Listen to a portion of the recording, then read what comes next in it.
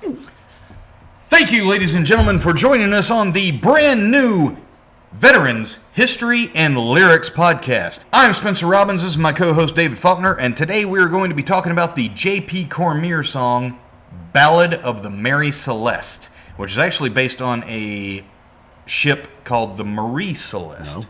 No, it is the Mary Celeste. Okay. Yes. So I was thinking it was wrong, and okay.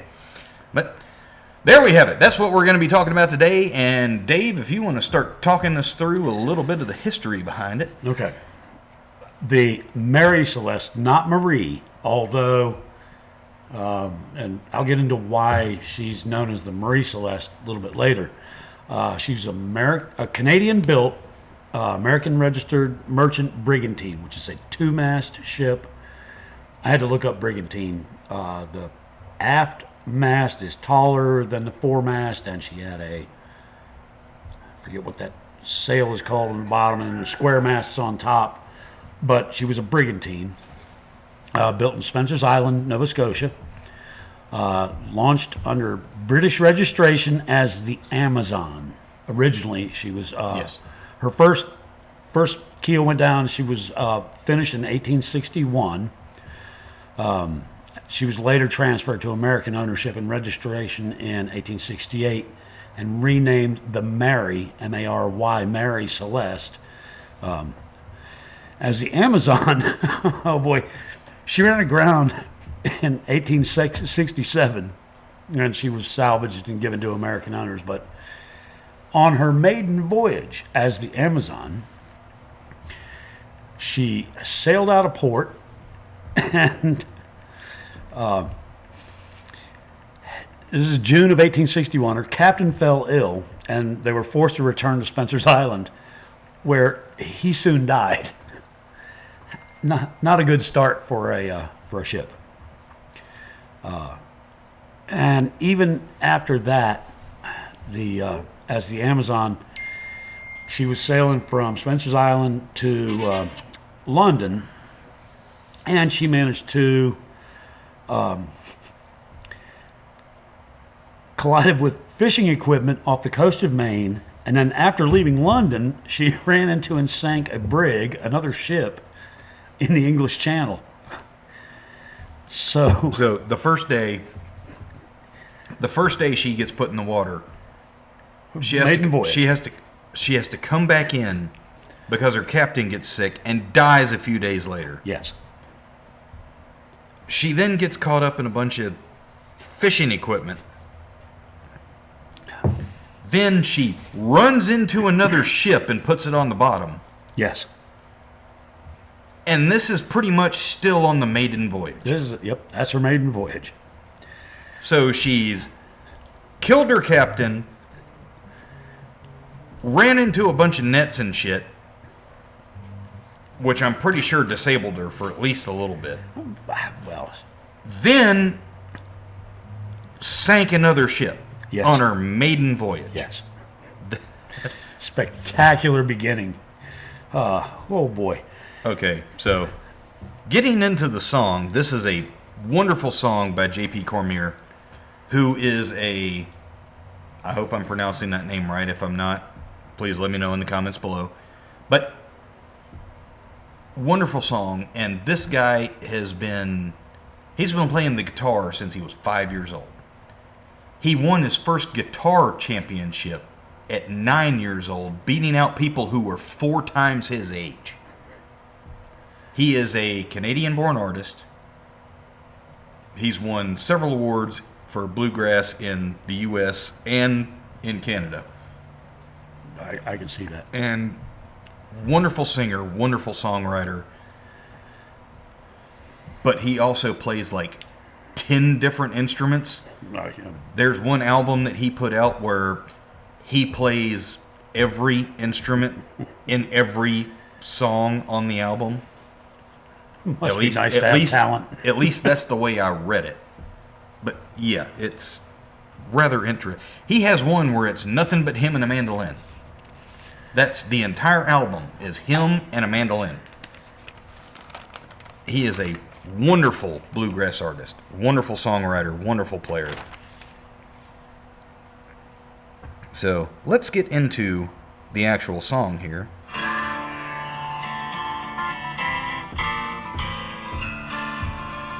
In the town of Spencer's Island, on the Bay of Fundy Shore, old Dewis built a cargo ship like many built before. He rigged her as a brigantine, and she was Carvel built, with a hull as smooth as canvas, like the sails Pause that the for a wind second. would. Carvel built. I had to look this up. Means the boards were not overlapped. So They were butted boards against were each other butted, and then pitched. I would assume, but they were butted rather than overlapped. Carvel built. That's what that means. So instead of shiplapped, they were Carvel but built. they were actually Yes. like butt jointed together. Yes, and that's Okay. what that means in that song. I forgot that was in the song, but yes. So she was smooth as silk. I mean, it was smooth as canvas. Is that what the song says? And he says, All right. smooth as canvas. Yeah. Yeah. So she yeah, was I a could see smooth that. hull. Well, she was All right, Carvel yeah. built, which I thought was cool. Yeah. Okay. So interesting. But other than that, built on Spencer's Island. We already know that was, Yes. and it actually names Yes. the guy that built it, Yes, Dewis. yes, So, okay, and that is correct. yes, it is. Okay, so So the far, guy that built it is correct. Where it was built is correct. how she's built. How she was built is correct. And getting into it, I'm pretty sure what it was first named is correct. He smashed the bottle on her in the spring of '61, and he gave her name at Parsboro as the mighty Amazon. Correct. Yep. Okay, Absolutely. so what we found, it was built in 61. The song says Yep. he smashed the bottle on her in 61 Yep. and named her the mighty Amazon. That's correct. So So right there, everything. spot on. This is a master class in writing a historical ballad so far. So far, yeah. But getting a little bit more into it, let's see how fast this goes south. McClellan was the captain, and the shareholders agreed that upon her maiden voyage she would sail across the sea from the place they call Five Islands, where the trees would be felled down and the timbers sold to carpenters who worked in London town. The captain took a fever, and upon death's door did knock. They rushed him back to Spencer, and he died there on the dock. Yeah. Yeah, exactly. That's exactly. The first captain of this ship takes a fever the day they leave port. They rush him back. They rush him back to the dock, upon where he dies on the dock before he even gets seen by anybody. I'm not sure of that. If I- I know he died within 2 or 3 days of getting back to Spencer's Island. So But that immediately right there tells me that there's something going on with this ship. I'm not no, she's. I'm cursed. not really one for superstition, but that would tell me right there, nope, I'm not getting back on that damn ship. Well, I can tell you, sailors are a superstitious lot. My dad Yes, was they a are. 20-year sailor, 20 plus. They are a superstitious lot, and this would not abode well. Continuing on, John Parker took the helm, although his wife had begged in vain. The captain just before him died on the maiden voyage day. He pushed aside her pleadings, but the trouble struck again. They got tangled up in fishing gear in the Narrows down in Maine. And it wasn't 10 weeks later in the English Channel waves, they accidentally rammed a brig and sent it to its grave.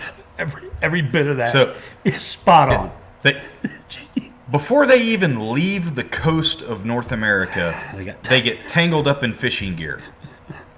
Then they sail across to London, Unload. unload, and before they even get out of London, They run into another ship and sink it. In the English Channel, that is correct.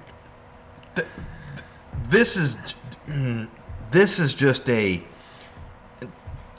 I'd be jumping off the side of this damn thing and swimming back to fucking London at this point in time. Because if I was still on the damn ship after the captain died, I'd be jumping off of it and swimming back to London and saying, nope, fuck this, I'll take my chances. I did read accounts of the first mate who actually became captain. His wife begged him not to go. As like like sailors, the families of sailors are also superstitious. The captain just died. I would rather you not. Yeah, I would much rather you not. They did make it back. And he's just like, nah, my first chance as captain, I'm going, dear. Yeah.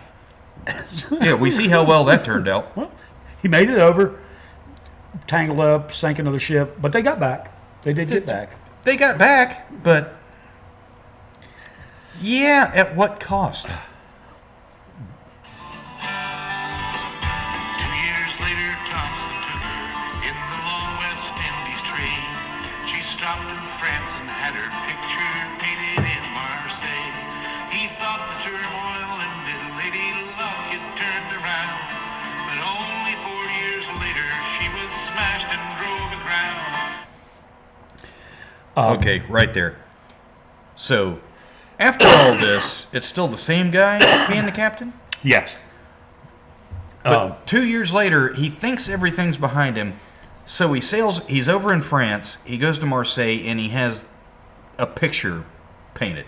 Well, there was a famous, and I did not write his name down, famous artist who was painting, somewhere, painting portraits of ships.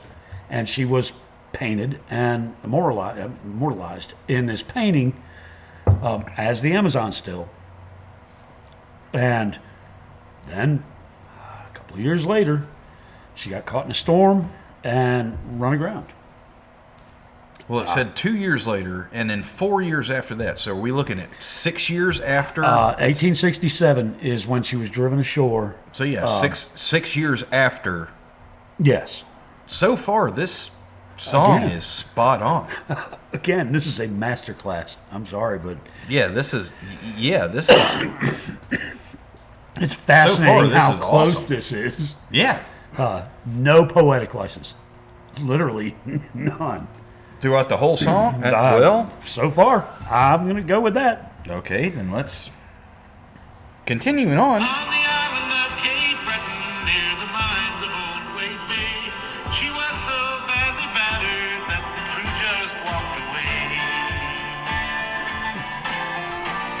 away. Okay, right there. She was so badly battered that the crew just walked away. She gets drove aground during a storm, which number one would definitely be to a wooden built ship would be. Yep. It would cause a lot of damage right there.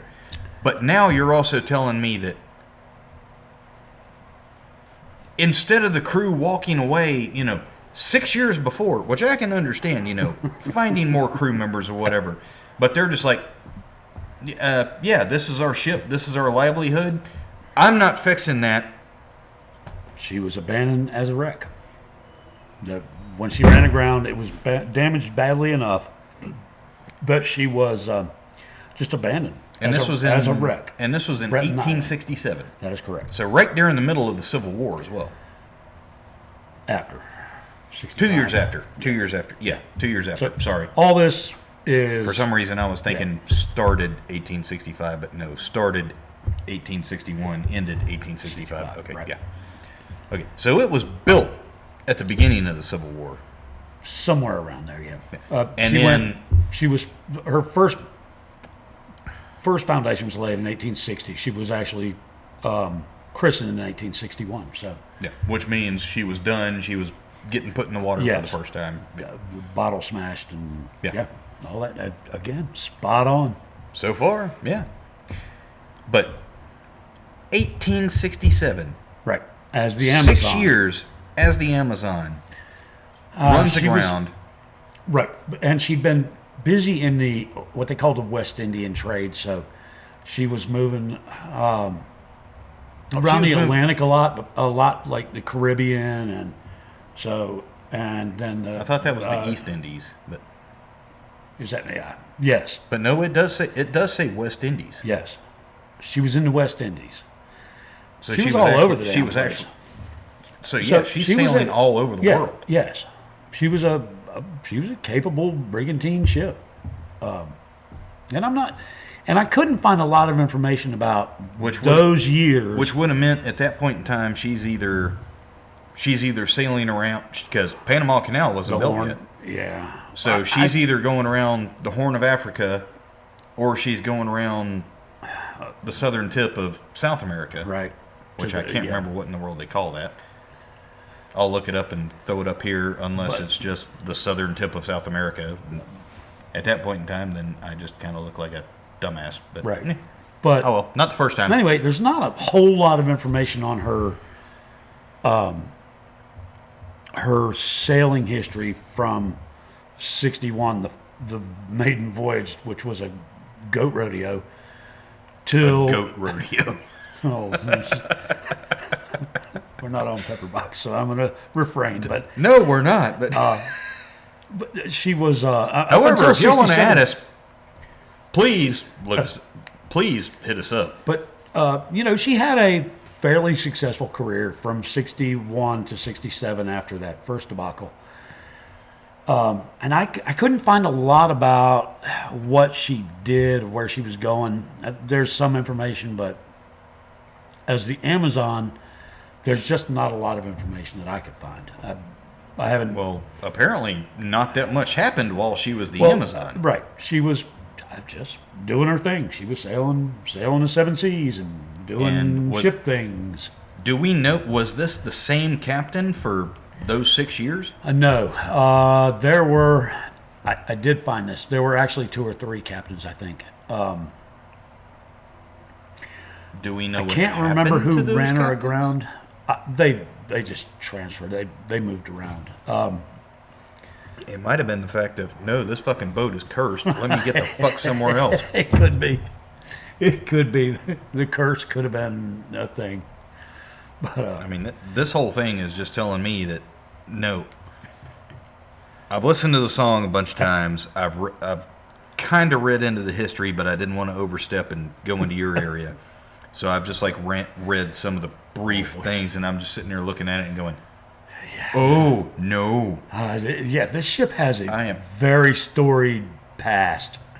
I am not a very superstitious person, and this would have been one of the ships where if I'd have been a sailor at that point in time and not been superstitious, I would have probably, like I said before, it would have been, nope. We ran into another fucking ship and sank another ship, leaving another harbor on the maiden voyage. My happy ass would have been swimming back to London, going, nope, screw this. I'll catch I'm the done. next one back. I'll take a ride on this other ship. You know, it happens to be named the Titanic, but I'll ride on that one. Which, yeah, I know there was a significant time difference between there. But getting back into the lyrics with this, because once again, this is so far a spot-on Absolutely. rendition Yes. of what actually happened. Yes. And we're only 2 minutes and 14 seconds into a 6+ minute song. 6+ minute song. Yeah. But the keepers didn't keep her. It was only 30 days when they sold it to a Yankee by the name of Richard Haynes. He spent $8,000 to make her float again, and he named himself the captain in the New York Harbor Rain. But the money's right. She was sold as a wreck for $1,750. He spent $8,825 to have her restored. You actually found the... Yeah, the numbers Correct are out amount. there. Yeah. Okay. So, Nice. Yeah, he bought her, and he was part owner. He owned 4 of the 12 shares, and he named himself captain. Look, if I spent, Well, If I spent $8,825 on rebuilding a nuts? fucking ship Yeah. that I just bought, I'm probably going to say, yeah. I'm the captain now.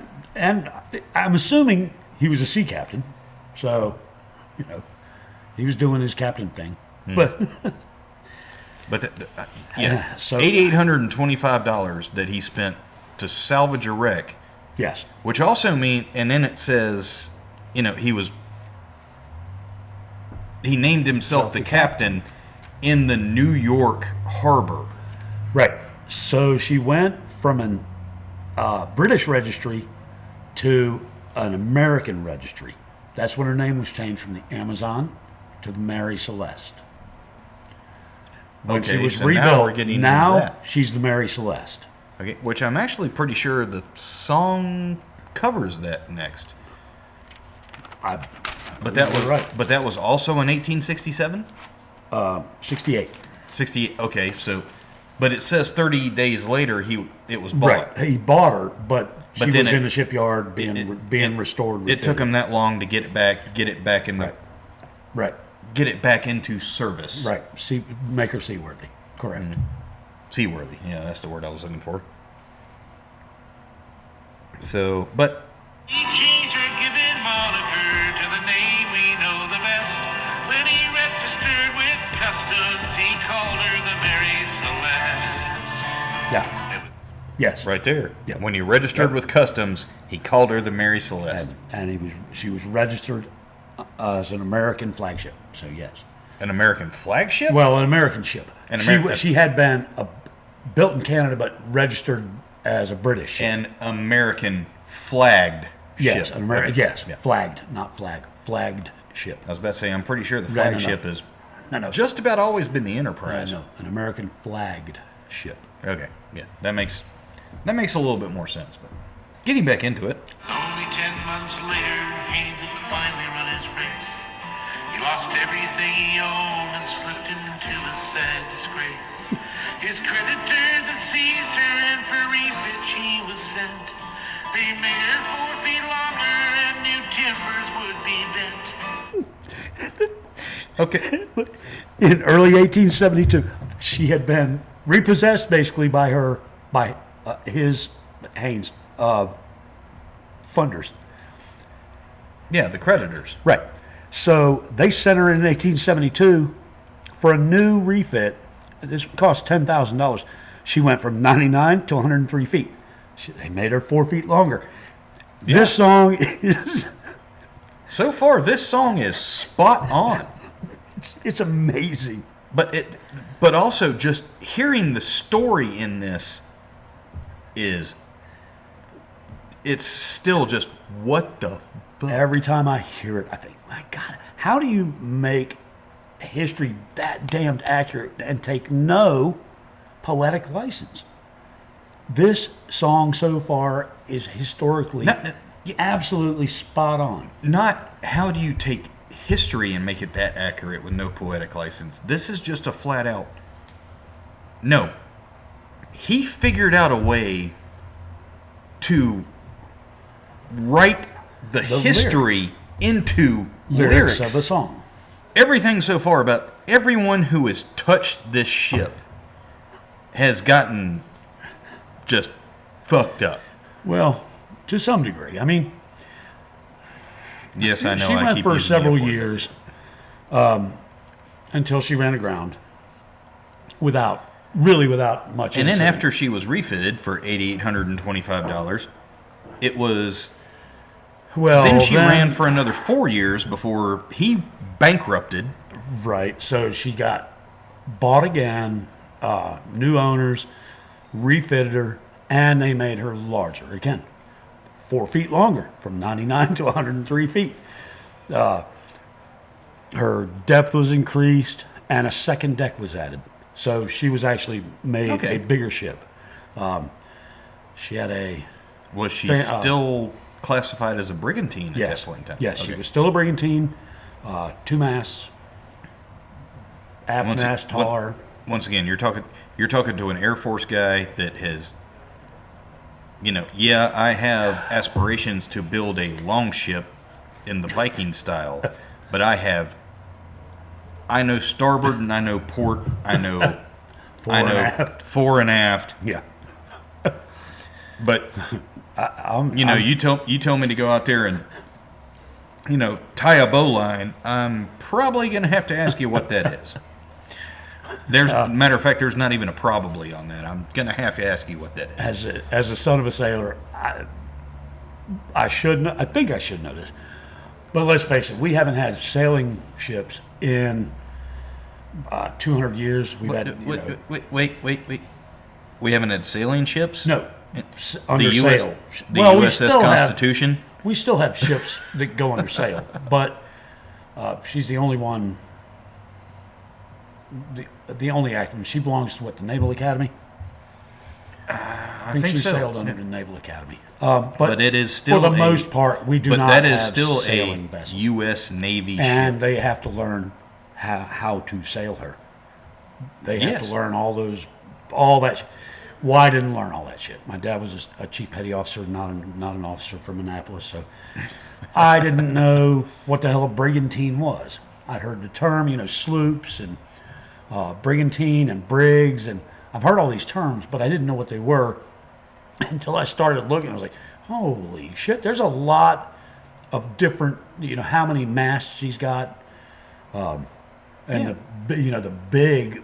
Now we're getting to some interesting Yeah, things. here's where we start to get into Mary Celeste. and This her is going to story. be the very interesting parts. They hired a famous mariner for a share of 33.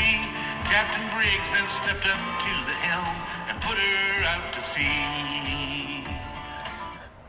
Okay, so they hired a captain for a third share. 4 of 12. 4 of 12? Okay, well, that's Yeah, still a third. that's a third still share. a third. Name was Benjamin Spooner Briggs. Spooner. Okay. Middle name Spooner. Yeah, Looking isn't at that your great? paper there, I thought it said Spencer to begin with, No. and I'm sitting there like, oh, No, we'll okay. get there. Oh, well, yeah, I know. I've listened. Yeah. So, yes, they hired a seasoned captain, and he was given part shares to captain the ship. Mm-hmm. And then, And then, Across the wide Atlantic to the old Italian shore, with his wife and infant daughter and his crewmen 7 more. The hold filled tight with barrels of denatured alcohol. He said a finer crew could not be ever found at all. okay. For a captain to set sail at that point in time across the Atlantic, going from the U.S. over to, it says Italy, New York, he was going to Genoa. okay, going to Genoa, Italy. Mm-hmm. But for him to for a captain at that point in time to take his wife and daughter on the ship. Probably not unheard of. Not unheard we're talking of. about long separations. But Now- not unheard of, but not something that they would have generally. It wouldn't have been done all the time, but this was her maiden voyage, and so he arranged to have his wife and 2-year-old daughter go with him, and Okay, they left their son in New York with their grandmother. He was school age, Okay. so there was a son that was left behind. But there it says wife and infant daughter. 2 years I, is what I've 2 figure out is somewhere around 2 years old. a 2-year-old I don't kind of consider an an infant, but toddler. yeah, I can see, I can still be, And I'm not even sure CB. of that 2 years, because in the inquiry, I've seen her references to, and then later in pop culture references, they say she's 6 or 7. She is she's a baby. She still needs to be cared for by the mother. Yeah. Is why she went and not Okay, the how son. many? How many kids have you had that were potty trained at 2 years old? Well, most of them, thank God. I've Mostly. had a few that were, and I've had a few that weren't. Mostly. But, But it was right there on that edge. But yeah, still. but When they were, still, and I have read in the inquiries she was referred to as an infant as well. So Okay. I'm not going to dispute that, but everything I looked at, it seems like she was about 2, okay. now, But give and or take. I can agree with the whole infant thing because at 2 years old, yes, you still are Right. pretty heavily reliant on your Right. mother, Right. and well, whichever parent has been most prevalent there. And at Yeah. this point in time, it would have been 1872 the is the mother. mother. Yeah. Yeah. Yeah. And his crew was 7. Aside from him, his wife, and his daughter. And then 7 more people. There was a first mate, Albert Richardson, second mate, Andrew Gilling, the steward, Edward Head, and 4 general seamen, all Germans. The brothers Volkert and Baz Lorenzen, and Arian Martins, and finally Gottlieb Goodschall. That's 5, I'm not guessing. 4. That's 5 people, not 4. The brothers, Volkert and Baz. Yeah, that's 2. And Arian and Gottlieb. Oh, okay. So you have those 4. Okay, so yeah, I mistook steward. I mistook Arian and Martins Oh, as no, 2 Arian different people. Martins. That's Okay. the name of the 4 seamen, plus, again, the steward, Edward Head, first mate, Albert Richardson, and second mate, Andrew Gilling. So that was the crew, Yeah. plus captain, wife, and daughter. So All right, 7, so there's 10 people on board. 10 people on board. Yes. Well, I'm pretty sure we might hear something about 10 people on board. They made it 27 days across the briny sea, then became the greatest legend in mariner history. I'm going to pause it right there because they set sail from New York, heading to Italy. Correct. And then nothing. Well, it's not like there was radar or radio or so. They just sailed. They sailed, but then there's nothing heard from them. No, I mean, how would there? But they don't arrive at their destination. There's Well, and we'll get into that in a little bit. Yeah, am I they am I weren't- jumping ahead in the story again? a little bit? Yeah, Okay. they weren't missing because being 2 or 3 days late on a 27 a transatlantic crossing in a sail ship, wind dies. Oh shit! Here we sit for 2 or 3 days. Yeah. Oh, there's the wind. So being a little late, shit happens on sailing Okay, ships. so I'm jumping forward a little bit in little the story. So I was thinking we had to pause it there just to take care of that, but Nope. She was spotted off of Portugal by a crew that trailed behind. The cargo ship Dei Gracia would make a horrible find. They swung along beside her in the whisper of the waves, but they didn't find a living soul and swore unto their graves. yeah, I paused that a little bit earlier. But another ship comes sailing up behind her off the coast of Portugal. Correct. That's the Dei Gracia. Dei Gracia, but yes. Yeah. So, Dei Gracia left Hoboken, New Jersey, 8 days after the Mary Celeste left New York. Yes. She was carrying a load of petroleum to Genoa via Gibraltar. Well, if you're So, going to Italy from the Well, U.S., you're going through Gibraltar. Right. But so they were going to stop, but their cargo of petroleum was bound for Genoa, just like the alcohol. But she had left 8 days behind. So she's behind the Mary Celeste. And then they found her. They found the Mary Celeste just drifting off the coast of Portugal. Pulled up beside her, and what they found is very weird. Very weird. Yeah. Getting back into, but also, we'll get into this here in a little bit here in the song, because De Gracia. Yeah. I just wanted to bring that There up. was no market parlor, not a drop of blood they found, and the barrels in her cargo hold were sealed up safe and sound. De Gracia means the grace of God.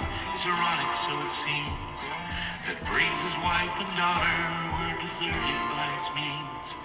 They found the baby's rattle and the table set below, in the galley where the steaming pots were in the oven's glow. Okay. But right there, All right. De Gracia means the grace of God. Yes. They were found by the grace of God. It is kind of ironic, isn't it? But then they didn't find any damage to the ship.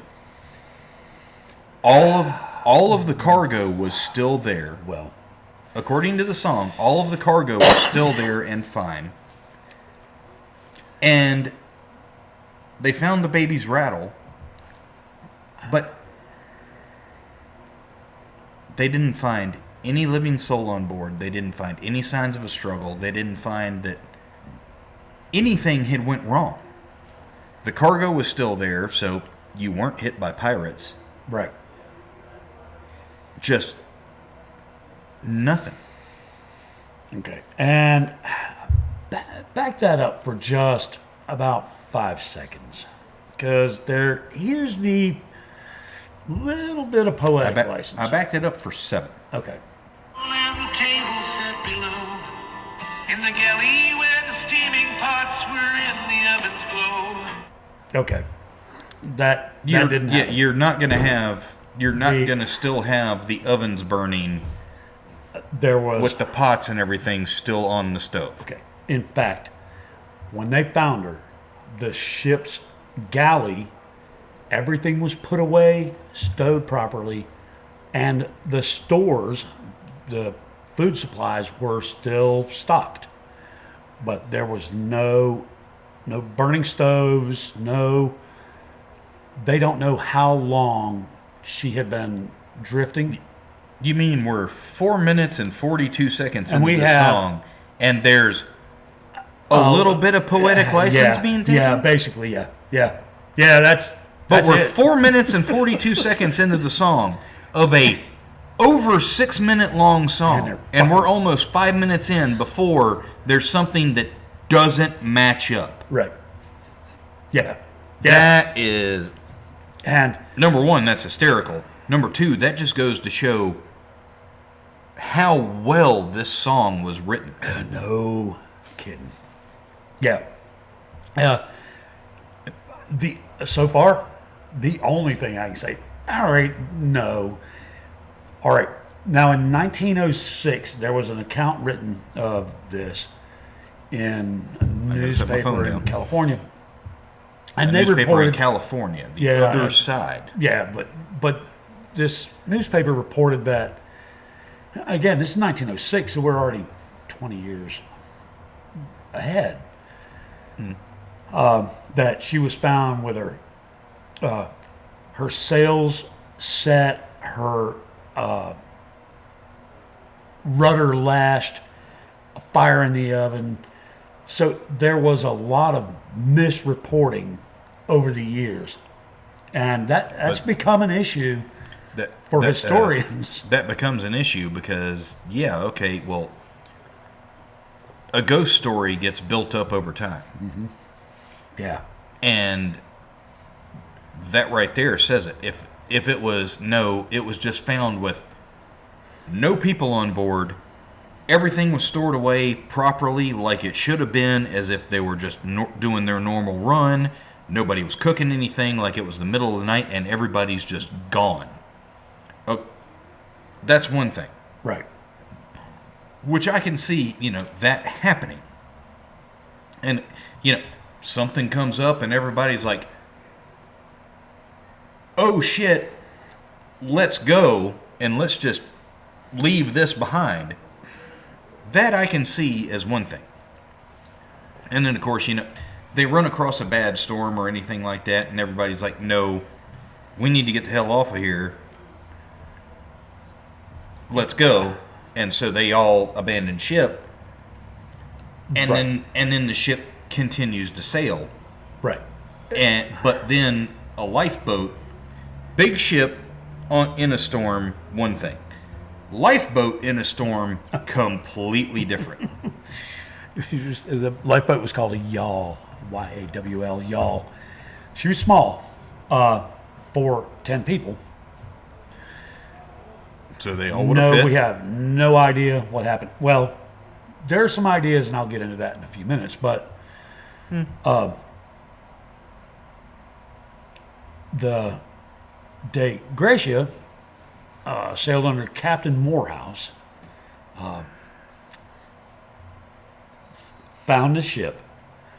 Now, when they found her, he sent his first and second mates over in a boat because there was nobody on deck. They tried to signal her, no response. So he sent his first and second mate over on a boat. They boarded the boat. Now the sails are in disarray. She was under partial sail, but not right. The rigging was busted up, looked bad, but not unrepairable. And they found no one on board. Now, and they probably talk about this, the main hatch was still secured, but the fore hatch, and what is that other hatch called? There's one kind of in front of the, oh, damn it. Missing? No. Oh, shit, I can't remember what it's called. I've got it written down. I wrote it down because I was like, I've never seen that term before. Anyway, there's two hatches that are off. The hatch lids are off and on the deck. The main hatch was still Was sealed. still secured. No, but the lifeboat was gone. Whatever hatch. Yeah, I'll find it. But the other two hatch covers were off, and So the main was on, but the other two were off. Okay. And the yawl, the lifeboat, had been stored over top of one of those hatches, and it was gone. As well as a lot of the captain's papers and his nautical instruments, his navigational instruments. If he was abandoning ship where he didn't know where he was, he would have taken that with him. That's correct. So, yeah, if you're going out there, you're taking your compass and your sextant with you. We know they left in a hurry, and there's some weird things, and it'll come up later, like in the. Well, there's only a minute 35 left in the song, so. But in the inquiry that after the ship was found, they said the line that had been tied to the lifeboat, the yawl, had been cut, not untied, which meant it was. They were doing that in an awful hurry. We got to go. We have to go. Now, why we have to go? That's what's led to the whole mystery. Nobody can talk to anybody about it, so. Right. The whole mystery is about why. That's the whole thing right there is, okay, All nothing 10 was written people on down. board. That would have happened. If they cut that line, it would have been in an awful hurry. So, why? Right. And if we can't talk to them, we There's some can't pretty good. figure out why. There's some pretty good theories. Oh boy, there were some that were way. Way on out there? I'll get into them in a minute, but oh yeah, let's listen to a little bit more of this because They found the captain's sword lying still beneath his bed. But for all intents and purposes, the Mary Celeste was dead. She was salvaged and returned then for the service she was made. But only 6 years later, her new captain filled a grave. And the last 6 years after this, her new captain dies again. yeah, I think so. But it's a shit show. After this, it's a After this, yes, it quickly turns into, oh, what the hell? it's a lazarette hatch. It's a lazarette hatch. That's the one. Oh, so we finally find that. Yes, Okay. right. It's typically on a small sailboat, especially. It's right in front of the where you sail from. Yeah, There's a you small have the main hatch. hatch in the middle of the ship. But there's a Then small there's hatch. the lazarette right, hatch. Okay, Okay. lazarette hatch. That's right the one. behind that, which is right in front of the aft control deck. right. That's what I was looking for. It might not be the control deck, and my uncle will roast me on that. That's fine. But Oh, thanks. no. The other thing that was found on the deck, though, was a sounding rod. A sounding rod is used to dip down into the bilge tanks and see how much water. It's like your oil dipstick.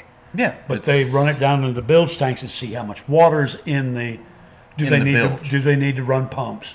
Which Yeah. would have been pumps, but Well, yeah, but we talked about that. We talked about that in the Granite Mills episode. yes, You know, whether Right. it was, you know, right, single engines or right. Now this would have been definitely probably hand pumps, but there was a sounding rod found on board on the deck, which leads to some different speculations, and I'll get into those. Yeah, in a why minute. would that have been on the deck? Well, Because that would have been used to test below decks. Well, that's where you test from. You run this rod down from the deck, like I said, like a dipstick, and you pull it out. And go, oh shit! There's water in there. We got a pump. No, single deck or single Yeah, level yeah, at this right, point. Now. yeah, For some you're just- reason, I'm you're- still you're just- thinking. I'm still right. thinking of like a galleon where it's like Oh, 4 no, or no, 5 levels. No. So, We're running down and going, oh shit! There's water in there. We need to pump. So okay, yeah, I can see that. But getting more into the song, because Yes. once again, this is once again a master class in how in the hell to write a historical ballad. man who would hold her wheel, Parker made his fame.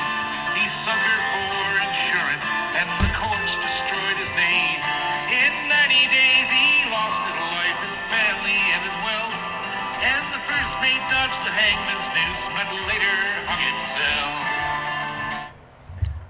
The next captain, that is at the end of the ship's life, and I'll get into that because that's but kind of cool. the next captain burns the ship for insurance money. He didn't burn it. But he sinks the ship for insurance money. Yeah. Then, of course, he gets caught All right. and gets hung for it. He did not get hung. Well, The potential was there. No, his first mate hung himself because he dodged the hangman's noose Yes. and then later hung himself. yeah, Yeah. But there's a has to do. It's a crime, and hang on, that crime has a very specific name. insurance fraud? No, he was charged with that. Barratry, which is the crime of casting away a ship, of intentionally sinking the ship. Unlike scuttling, which you do in wartime, if you intentionally do it for Nefarious insurance purposes. fraud, Okay. it's called barratry, and that is a capital offense. And that captain, Oh, 'cause- please tell me he faced a firing squad. no, he did not. Oh, that would have been even better. No, it's that story in and of itself is a little bit wild, but yeah, they decided to try this new captain after, and the way this works out, they bring the Mary Celeste back in. Hang on, when did they bring her back? They brought her back to the U.S. Captain Morehouse, who was on the Another assistant producer. what'd you call it? Day. What did I call it? No, the fuck's the name of the shit? Day Celeste? No, De Gracias. De Gracia. Right, Captain Morehouse. The whole hearing, what he did was once they found the ship, he left. He sent 2 or 3 of his sailors over, and they sailed the ship on back to land. He was going to salvage her, and as a salver, he would get part of the money for the sale of the ship and the stores on, or the cargo on board. And At that point in time, I'd have just towed it over to frickin' Genoa and said, no, well, I want everything. that's not how maritime law works. So, Well, but at that point in time, it could have been, yeah, I want everything for making this delivery, but I also want to salvage this ship. So give me half of that. But yeah, well, you don't get to do that. There's a hearing. There's actually a maritime board, and they had a hearing. And let me read you this quote I read about the man who was running the hearing. His name was Frederick Solly Flood, thank you, sir. who was reported by a historian of the affair. Are we winning again? You damn right we're winning again. Good. I get all the kicks. He was reported by a historian of the affair as a man whose arrogance and pomposity were inversely proportional to his IQ. It just... So What? wait a minute. They basically just said, He's a jackass as a know-nothing. yep, he's a jackass that doesn't know his ass from a hole in the ground. So It really is. Yeah, and Holy everything, shit. everything he came up with, he would not. This man, he insisted that there was a conspiracy either between Captain Morehouse and Captain Briggs, or So, he insisted that two people who were dead at this point in time. No. Captain Morehouse was not. All right, he was the one. He captained the Gracia. Okay.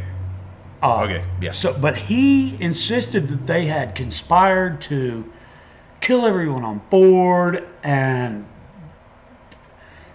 none of this worked out. And a wooden built ship, if you'd have boarded this ship and killed everyone on board in the late 1800s, if you'd have killed everyone on board, there's no way you could have hidden that. There would have been blood stains on the wood. And there were, and they claimed there were blood stains on Captain Briggs' sword and on the railings on the fore of the ship. It was proven that wasn't blood. None of that was blood. Flood, turns out, is pretty much the idiot that he's reported to be by historians later. He said it had to be foul play. It had to be humans that did something wrong. Either Briggs, and he was a religious man, and they said he, at some point, Flood said, he killed his family and his crew in a religious fit and threw everybody overboard and got in the boat. He came up with these wild-ass theories that had no substantiation. There was nothing. There would have been evidence on the boat. Well, but this is a 1870s. What evidence? And how long was that ship out there? Well, she was only out there 6 or 7 days. All right. 6 or 7 days. Logs. It was 27 days that she hadn't been heard from. Well, she hadn't been heard from, but her logs were found in the first mate's cabin, which is where they've been kept. The last log entry was 8 days prior to them finding her. Okay. And they reported her as off the Azores. Which is up around Portugal. not that far from Portugal, right. but still a couple of days sail. Yeah. So she was about, when they found her, she was about 600 miles from her last noted position in her logs. So, Which given a good storm. If you're going from North America to Italy, you're probably going to pass the Azores. Right. You're probably, and number one, also for the morale of your sailors, you're probably going to go by the Azores after being at sea for that many days and not seeing anything but water. Pass by the Azores, then you see Portugal, you turn south, you go in the Straits of Gibraltar. Right. Then you head, maybe hit a couple of ports on the way in, just to, let your guys hit the ladies of the evening, or not this captain. Nope. But not this captain. But keeping them in sight of land would have boosted their morale, Right. Because then they know, they're not lost anywhere in the middle of the damn ocean. Right. If you're like, nope, that's Portugal, we're heading south, keep it on our left until you see it go left, and then guess what? Go left. What have we got left in the song?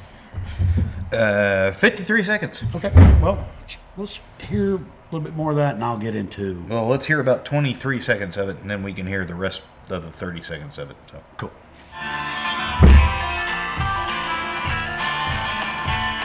The story makes me wonder, are there things we cannot know? Are the spirits in the ancient trees where men are meant to go? Where did the timbers come from when Dewey swung his axe? Did he ignore some warning that tried to turn him back? Right there. The Was guy it cursed? that built the ship, Yeah. did he, walk across? Did he walk and get the trees from an old Indian burial ground, or, were there signs up there in? Was this ship cursed? Was this ship cursed from the trees that he originally took the lumber from? Like, did he ignore something saying, no, don't mess with this area? Did he walk in there and there were, Native American I don't know. What? burial signs or anything like that? And I don't know that. did it but- look like a cursed forest? Did he go walking in there and all the trees looked like they were screaming people that had been frozen and turned into wood? I don't think so.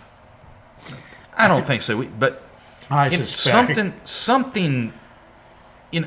Is it something that was there from? He goes walking over there and oh yeah, this is the easiest place for me to get lumber, and it's Again, a bunch of trees that are insert the tree from Fern Gully. Again, sailors are a superstitious lot, and would they have believed in cursed trees? Probably so. Oh yes, very I much believe so. they would have. Do I believe that? No, it was just This ship was cursed somehow. It was truly cursed. Whether it was from the trees it was built from, or it's just a series of coincidences from, the captain got bit by a mosquito in Africa and collected and got malaria right before he got back, and then just played it off of, oh yeah, I feel fine. And as soon as he's out sailing, he's just like, no, I'm not good. Well, there was a lot more than malaria. Remember, this is a time of typhoid. There were a lot of fevers that killed people. Yellow fever, typhoid fever, malaria, everything going on at this point in time. You know, in New York, up that way, typhoid or yellow fever would have been way more common than malaria, for instance. Because I don't know where he came from, but he just got sick and died. Which, fuck. Yeah, but dying on the maiden voyage of a ship. Yeah.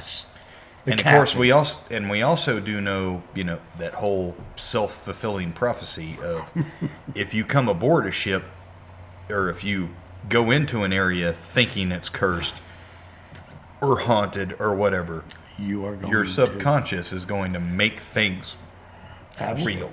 Yes. But then continuing on. The answers, they are riddles of the sea. When all is said and done, but for the grace of God go we.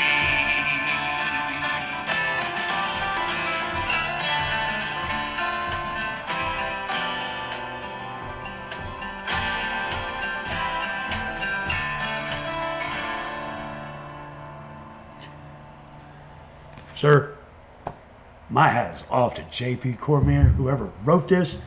If J.P. Cormier wrote this, master class in how to do a historical ballad. That's a damn master class. That is an awesome. All right, I'm gonna historical accuracy. That's everything else. That's a 10 on the That's Faulkner a scale. friggin' 10, and there we I go. have not given one. Our first 10 on the Faulkner scale. There we have it right there. That's a damn 10. And man, that song right there, it covers everything, just about everything, perfectly. There was so accurate. There was 10 seconds, maybe that, of poetic license that he took for the song. But it also just kind of makes it fit and flow. And part of that was how things were misrepresented in the press later on. You know, the fire in the galley and food on the table. None of that happened. Other than that, not food on the table, just food still steaming in its pots on the glowing stove. In fact, when they got to the ship, it was first and second nothing. The stores were full, so they had provisions. The galley, everything was stowed properly, and there was no food being prepared or already prepared. That's how they reported back to Captain Morehouse. So, but that's not how it came out in the press later on. You know, oh no! You know, there's stories that plates of hot food still on the no. Yeah, that's those ghost tale things. How it just grew and grew. Now, what happened to her? All right, Flood was a fucking idiot. He got it all wrong. And I wrote down. This was the captain. This was the captain at the time. No, Flood was the one who was doing hearing. For the to release her as salvage, basically. What happened to her? He was an idiot.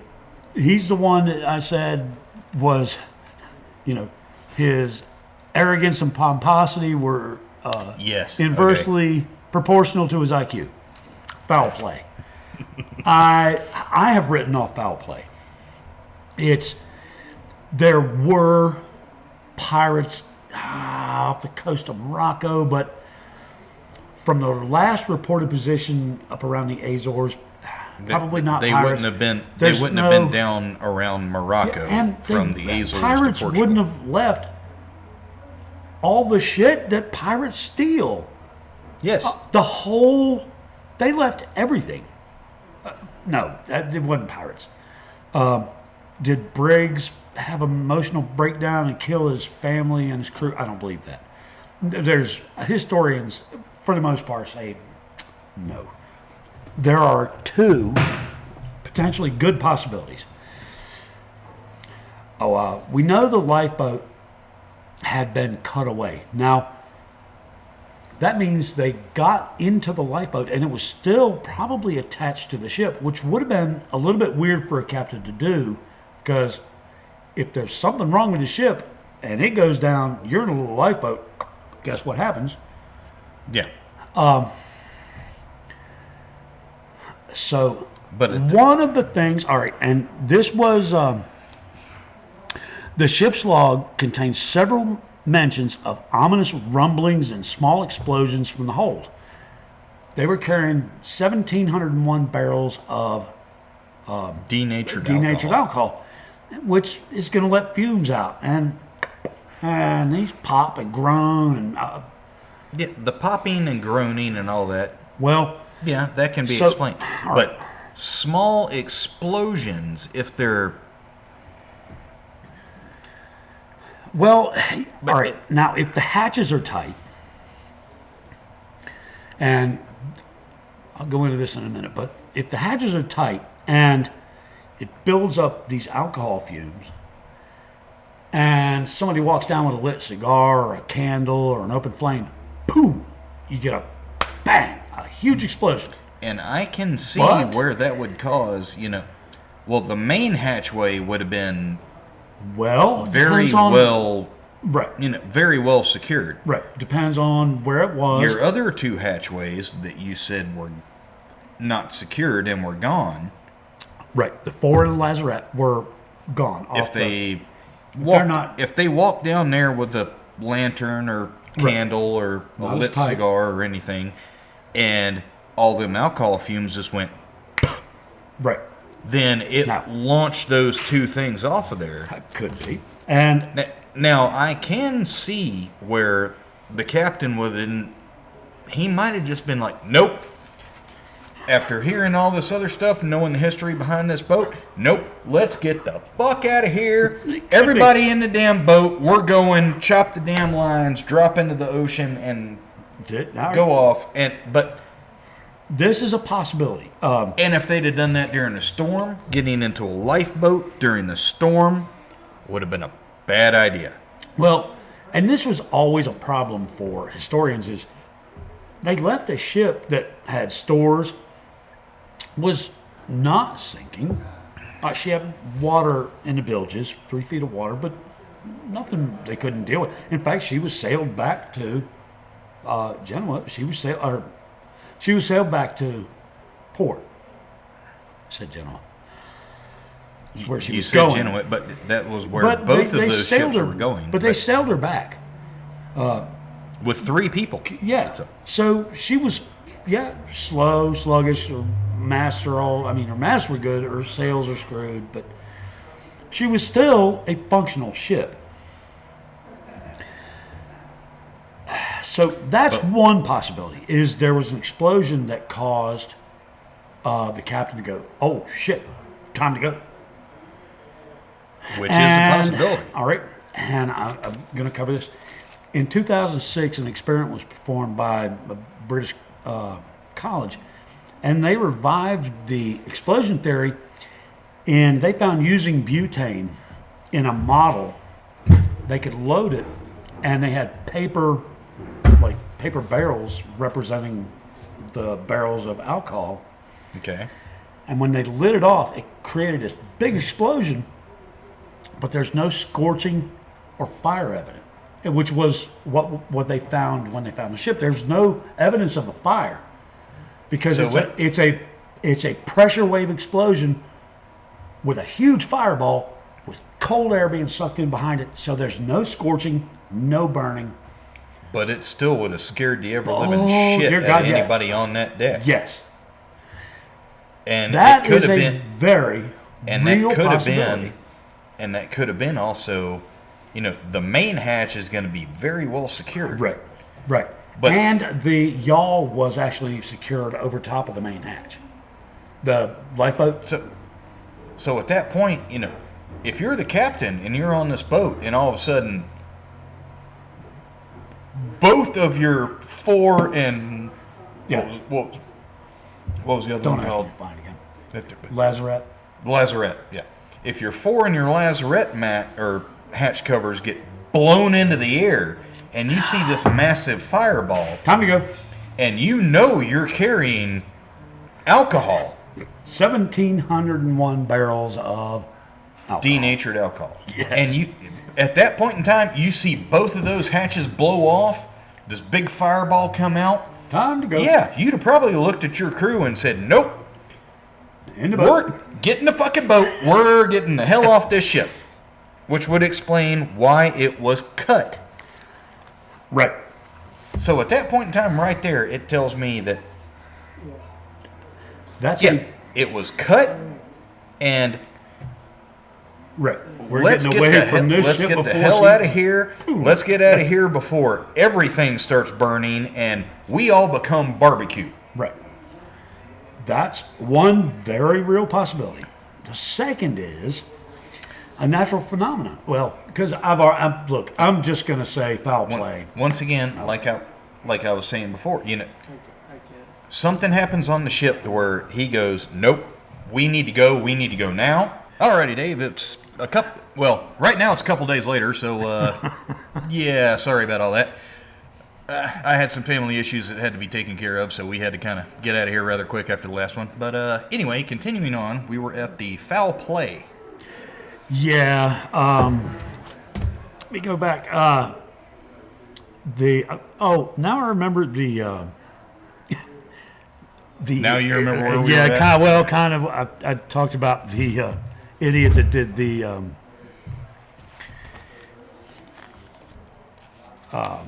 insurance. Yeah, when you tried to burn it down for the insurance. Yeah. Well, no, we haven't gotten there yet. The hearing, Frederick Solly Flood, the one I said whose arrogance and pomposity were inversely proportional to his IQ. Yes. He brought up all the theories of foul play that the two captains, Captain Morehouse and the captain of the Mary Celeste, had conspired, or that the Captain Morehouse of the De Gracia had overtaken them and killed the crew so that he could salvage the ship. Of course, they left 8 days later in a slower ship. It was all bunk. Foul play is almost not a possibility. Okay. So then we get on and we went to I know we were talking about the the gases. lifeboat. Yeah, the lifeboat, the line being cut. And that implied, when I was doing some research, that the lifeboat had actually been tied to the ship at some point, and they felt compelled to cut it rather than untie it, which is kind of weird. Well, And we were talking about the possibility of an explosion of the gases that naturally would be alcohol produces flammable gas, Yes. vapor. So that was a possibility. The next was natural phenomenon. And this is one that is, I think, is a very real possibility. There was a sounding rod found on the deck of the ship. So they were sounding water in the holes. She was found with 3 feet of water. I remember talking Okay. about that, yeah. She was found with 3 feet of water in her. But if she'd have gotten into a water spout, that low pressure could have actually pulled water Through up out of the bilges into the pumps. And if they sounded it, it would have given a false sounding, yes. indicating basically that the ship was sinking. Okay. And at that point, ship sinking, we're going to get in a lifeboat. That is a very real possibility. But also, we were talking about, alcohol fumes go boom. Right. Okay. And then the captain can look and go, oh, no, that's not good. Let's get the hell out Right. of here. And we know that the captain boarded the boat. That was another reason against the foul play, is the captain's personal navigation equipment, his personal papers were taken when the lifeboat was loaded. So there was a little bit of preparation to get on this to get in the boat. But I think the detonation and the natural phenomena are probably two of the most likely excuses. There was talk of pirates out of Morocco up in the Azores, but I think we did mention this, that they would have 1,700 gallons or barrels of alcohol would have definitely they'd have taken them. They'd have taken it. That's what pirates do. They don't. And can we actually let's go to the waterspout thing. Okay. Because I mean, like we were saying earlier, big boat in a storm, much more likely to survive than a little boat in a storm. Right. And if they thought the big ship was sinking, they were in a waterspout. Right. Well, a waterspout is just a tornado over the water. Basically. So extremely low pressure. they cut the lines, they throw the boat overboard, they all get in the boat, they go away. Tornado hits them, they're gone. Right. And some of what supported that was the fact that the rigging was in bad shape, the sails were torn, there was damage on deck, but nothing that wasn't fixable. They could continue to sail the ship. They were sailors. They could go back and re-rig what they needed to. Yeah. But there was damage. So it is possible that an event like a waterspout could have been the issue. But in 2006, an experiment was performed that kind of helped to revive the explosion theory. There was a BBC channel and a college did this experiment where they built a model and they made paper cartons to represent the barrels. Then they filled the boat with butane and exploded the butane. I think we talked about this, but there was no evidence of fire or scorching in the ship. But what that experiment proved was a flash explosion from alcohol fumes or from volatile fumes creates a pressure wave explosion. So there's a huge wave of flame, but behind it comes relatively cool air, so there's no scorching. There's no real damage. So none of these paper cartons in this experiment got so blown again, up. Okay. that was, again, so I'm going to lean towards either the explosion or some natural phenomenon. The foul play thing, I don't buy it. Nobody bought it over the years. There have been, and then there's also the giant squid and the kraken but giant squid would... They're sailors. We've already talked about their superstition. That's going to come But giant up. squid would take people off, but not cause people to get possessions and get in a lifeboat. That's aliens. There's all the wild-ass explanations. None of them sound good.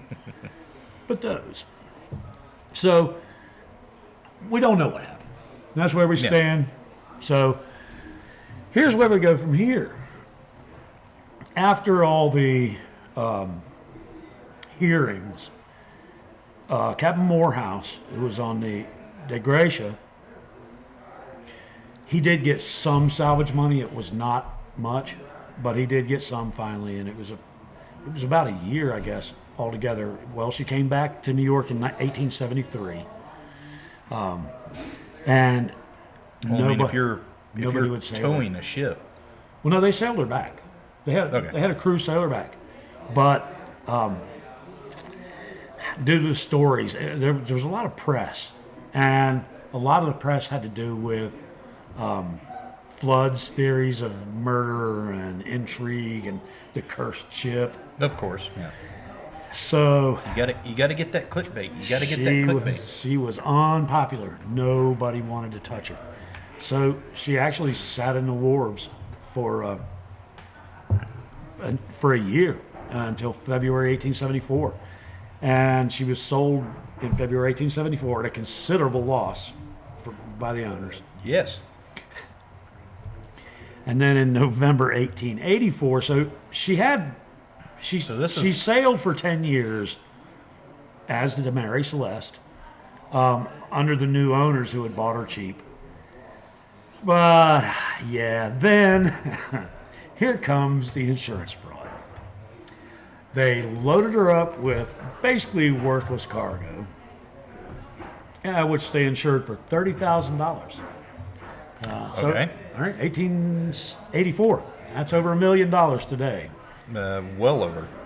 Then they intentionally grounded her, ripped the bottom out of her, sold the cargo for $500 that was insured for $30,000. Filed the insurance claim. Well, the guy who bought the stuff told the insurance investigators, "Yeah, it was worthless crap. I paid $500 for it." And they went, "Huh? Wait, what?" Yeah. So, at that point, the insurance company hunted down this captain and charged him with insurance fraud and willfully casting away a ship, a crime known as barratry, which is a capital offense. Okay. He was so the initial trial was actually for the insurance fraud, and they said, well, we're going to hold off on this because there's a capital offense behind it, which was tried separately because it was a crime at sea, I guess. And, I can see that. But he somehow kind of got away with it, but he ended up dying within a few months, so kind of didn't matter. This ship was cursed. Now, yeah, I think you need to say that a little bit louder. yeah, she was cursed. But in popular culture, there have been a lot of stories about the Mary Celeste. The newspaper reports were Wasn't there something put out by the writer of Sherlock Holmes? Sir Arthur Conan Doyle. He wasn't Sir, but he was Arthur Conan Doyle. Well, He wrote. he wasn't Sir yet. He was Arthur Conan Doyle. He wrote it for the Cornhill magazine. It was purely a work of fiction. And here's the problem. He fictionalized it enough. He changed the name of the ship from the Mary Celeste to the Marie Celeste, which she's still often referred to today As the Mary Celeste. because of that story. Well, an author like that at that point in time, if that's what he put out, that's what people are going to Well, naturally he think. was actually kind of just beginning his career. This is before any of the Sherlock Holmes. This was a short story called J. Habakkuk Jeffson's Statement. I read the story, and it's some of the things he got wrong, and I'm assuming he did this to fictionalize the account. Like I said, it's the Marie Celeste. The captain is J.W. Tibbs. The voyage took place in 1873. The route was from Boston to Lisbon.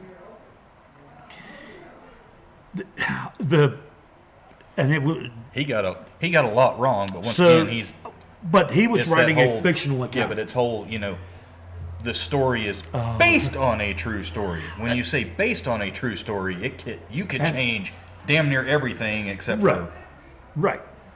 And what's kind of cool is it wasn't known in the beginning who wrote it. It was attributed to Edgar Allan Poe because it was it turned out J. Jeffson was supposedly a survivor of the ship, and his story, it's got this wild ass cast of characters. There were passengers on the boat aside from the seven sailors and his wife and daughter.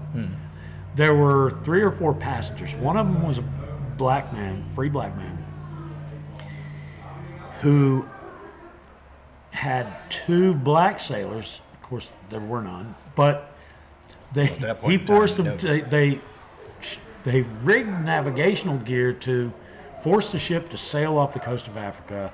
There's that. there's a good luck charm. There's a tribe of Africans. There's just a lot of shenanigans. And J. Jeffson is a survivor of the Mary Celeste. Over the years, there were several survivor stories. I was on the Mary Celeste. All of them been debunked. There were no survivors. No one was ever found. But this story is wild. Now that you're mentioning all that, I think I've actually read that before. I think it might have been in middle school. Jay Jefferson, somehow he was a Union officer, and he protected or saved a black woman during the Civil War. He was a Union officer, and she gave him a good luck charm. It was a stone good luck charm. Okay, like a worry stone or something like that. Something like that. But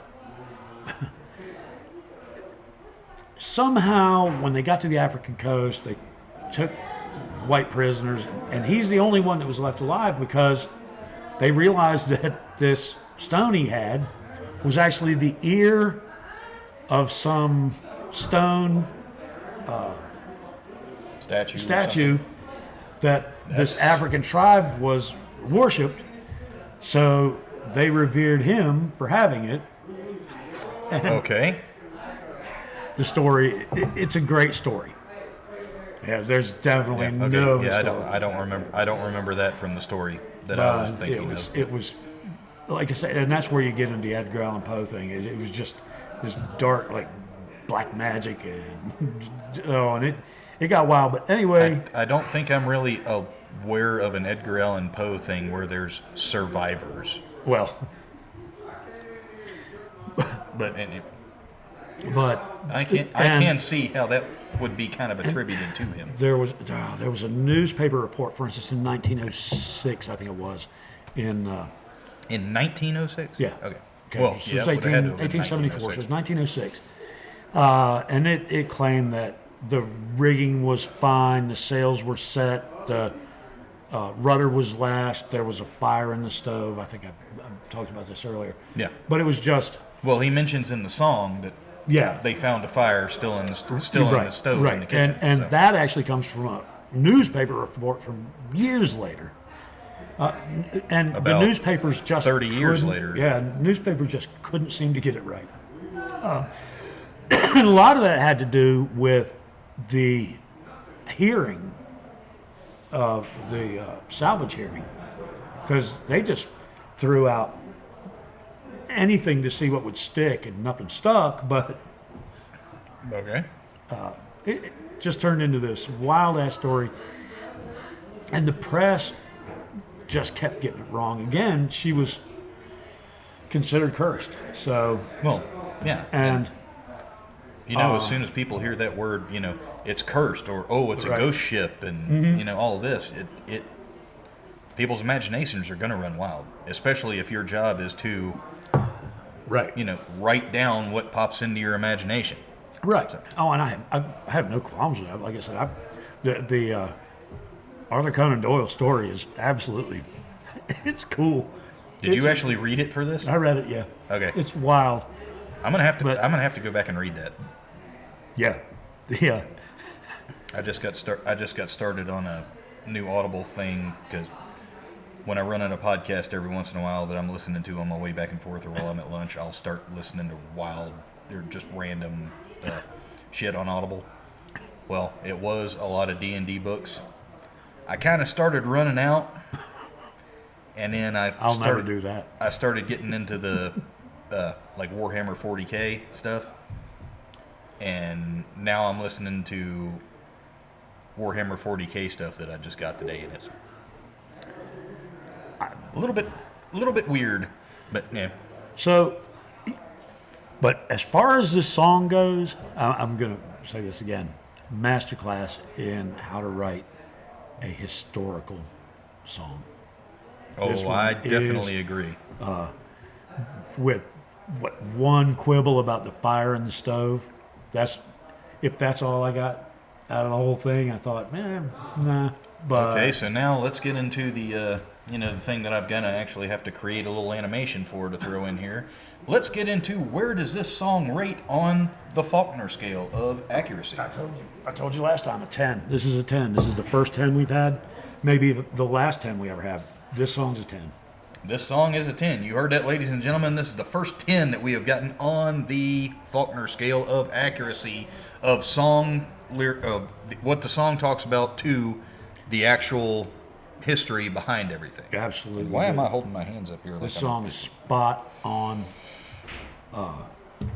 And what amazes me about the way it was written is they talk about the fact that she was the Amazon, built as the Amazon first, and then, the fact she was rigged as a brigantine, and they talk about the things that you wouldn't think about. He goes through everything, including the name of the guy that built it. Yeah, DeWitt. I think was his name. DeWitt or something like that. It does start with a D. I can't remember now. It did. But it's yeah, this was the best historical ballad I've ever heard. And I'm a fan of history songs. This one was absolutely spot on. I kind of was in some ways, but you have definitely turned me into a damn no. Now I'm trying to look for songs that you haven't heard of or your sister hasn't sent you already. Good luck. Yes, I know, but if if I run across one, I'm probably going to be like, found one, fucker. Yeah, my sister sent me this one, so Donna, boy, you are finding them. She found us Radium Girls. She found us this one. She found us Granite Mills. I think she also found the Snowshoe Thompson? No, maybe? no, that's one of mine. The Molasses Flood. I think she also sent me that one. The Great Molasses Disaster. Yep. Okay. Yeah. So that's 4 songs she sent us right there that we've covered. They've been some of the best. The best songs, yes. Especially that. Man, I still hear that riff from the frickin' Great Molasses Disaster. But, all right, anything else on this one? Other than the fact that it's our first 10 on the Faulkner scale that we've gotten? No, and I'm looking for another 10. So if somebody can find one, send it to me. Hear that, ladies and gentlemen. If you can find us another song that you think is perfectly historically accurate, well, not perfectly, but pretty damn close to historically accurate, drop it in the comments down below. We'll be sure to cover it here in a later episode. So, I think we can wrap up. All right, if we're going to wrap up, then we were supposed to have Ranger Mike with us tonight, and last time even. And yeah, we were supposed to have him with us on Sunday when we recorded this originally as well, which was 3 days ago. And we haven't been able to get a hold of him. He hadn't responded to text. He hadn't responded to phone calls. He hadn't been in here to the VFW, but we love him. Yeah. If you're out there, love you. Call us, you bastard. And let us know what in the hell's going on. Just number one, just let us know you're okay. And we'll try this for next time. Yep. I'll give you another song. You get to do a dive too. But, yes. How did I start this one out with the correct name? The Mary Celeste? No. For us. Oh, yes, you did. Okay. So absolutely. Yes, we have a new name. Yes, we do have a new name. Please put it out there. We are now known as Veterans History and Lyrics Podcast. We should be easier to find. We're definitely easier to find. Now, if you type that in there, we show right up at the top of all of them. No matter whether you're looking at us for YouTube or on one of the podcasting services. Little update. I'll go ahead and throw this one in here on the video. Little update on the recording studio for downstairs in the basement. Mm-hmm. The walls have been painted. I've got the sheeting to do all the walls and everything. I've got the ceiling fan put in, which can also give us a little mood lighting because it's got an RGB ring thing on it. I got us a little RGB light that we can put at on the feet of the Marine and have him change colors. Because it'll go through all sorts of different colors and all that. To decorate. We still got to throw up all the freaking, acoustic panels and everything like that in there. Right. We got some work to do, but we're gonna have our own studio. Yep. But so we don't hear the dark players. I thought I had gotten that one small leak in there fixed. Went in, it was nice and dry. I threw all the epoxy paint on the floor and everything, which I'm probably not going to throw pictures up in here. I'll just let y'all be surprised with the room when we get it down there. But threw all the epoxy paint and everything on the concrete floor. Thought I was good. Painted that last night. Went in there this morning to look at it. That same damn spot's leaking again. So now I've got a freaking trail of water running all through the epoxy paint from that spot. So I'm actually going to take on top of the epoxy. No, hadn't cured. it ran before it cured, so you can clearly see this little trail. But now, well, Randy, who y'all heard Randy in the Veterans Day episode, he actually told me how to fix it. I'm going to take a golf tee, coat it in silicone, drive it into the hole, then cut off what I can't get in there, plug it with more silicone, and then, dry lock back over top of it again. So we'll see how that works out. All right. Well, we're heading towards our own studio. Yeah, in his house. We're getting closer and closer every day.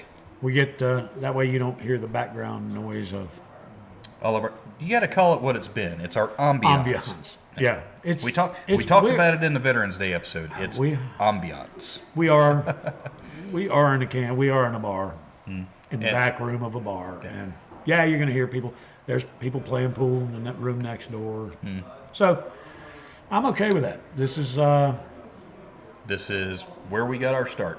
Yep. And here's to another episode, and many, many more after this. Absolutely. So, but, all right, other than that, ladies and gentlemen, thank you for joining us on the Veterans History and Lyrics podcast today. This has been the episode on the Mary Celeste, not the Marie Celeste. I even kept screwing that up when we were talking about everything earlier, while we were recording everything and while we were talking about everything beforehand. But if you are joining us here on YouTube, please hit that like button, hit that subscribe button if you like what you hear and you want to hear more. Hit that bell notification if you want to be notified just as soon as we drop anything. This one is going to be going up a little bit late because this is Wednesday. We're supposed to drop it on Wednesday. I still got to edit and everything because this week has been holidays. Fun. Just say holidays. The holidays and everything has been Christmas may get wonky. interesting. Too. We don't know. We might be taking a week off for Christmas because we're going to have to record like right around the Thanksgiving or the Christmas party, and I'm pretty sure that's not going to go well. It's going to go great, but it's not going to go well for us trying to work around it. I can find a short one. I think I can find a short one. We'll get one out. I want to put a couple in the bank, but I think we can come up with a short one. Or you want to do another BS episode for Christmas like we kind of did for... Well, we could do that. We probably shouldn't do it at the Christmas party. I said in that one, if we do it at the Christmas party, we're going to do it early at the Christmas party. It's not going to be... We are responsible, and we all have rides after the Christmas party. Or we're sleeping in our cars or on random pieces of furniture here at the post. Which we have done... Which we have done before. But anyway, once again, ladies and gentlemen, thank you for joining us here on the Veterans History and Lyrics podcast. I'm still trying to throw in that. Still trying to throw in that original cadence that I had. I got to get that new cadence in. All right, thank you for joining us here on the Veterans History and Lyrics podcast. If you're listening to us here on YouTube, please hit that like button if you like what we're doing over here. If you do hit the dislike button because you don't like this video, please drop a comment down below to let us know what you didn't like, if there's something that we need to change, if there's something that we're doing wrong. I know there's a lot of background noise going on. We have plans in the works to be able to take care of that. If you're listening to us on one of the other podcasting services, please leave a like and a review on that podcasting service. If you actually can, please hit that subscribe button so it automatically comes into your feed every time we upload a new episode. And generally, I think I'm pretty much going to start cutting it off after that one. That works. So, once again, I'm Spencer Robbins. I'm Dave Faulkner. And we hope y'all enjoyed it, and we'll see you next time.